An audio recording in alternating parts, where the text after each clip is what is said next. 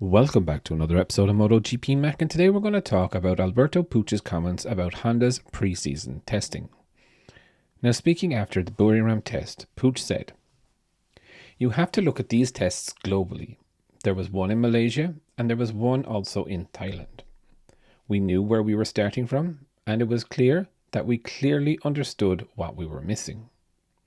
All of the riders have been working very hard. They are very motivated, but races do not last 1 or 2 laps, so you have to look at pace. Many things can happen over the course of a race weekend. You have to be aware of that. We can also be a little bit more optimistic, but it's Sundays that you're going to see everything." Now, for the second time, I'm going to actually agree with Alberto Puig in consecutive videos, which is a first for me. But I think Puig is probably one of the most relieved men in the paddock that, Honda did show some sort of pace over the course of the race weekends. But he is very, very right. The lads can seem to lap at a really good pace and get up towards the front of the grid for 2 consecutive laps. But could they do that same level all the time? I don't think they can.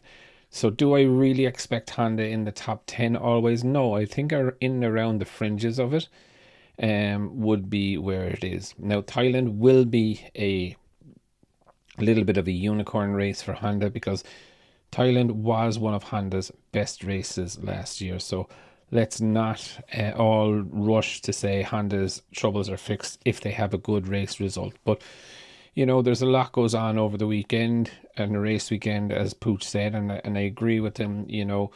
The track can rubber in, it can come to the bike, or it can go away from the bike just as quickly. So it is really going to be interesting to see how Honda do. Like, I would expect them fringes of top 10.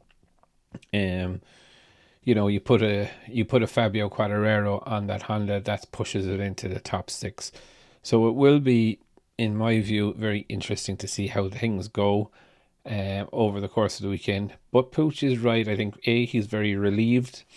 B, he is very optimistic about what's the direction that they're going in. And I think it's good to see both Honda and Yamaha starting to turn things around and starting to gain a little bit more competitive, regardless of whether we agree with the concessions or not.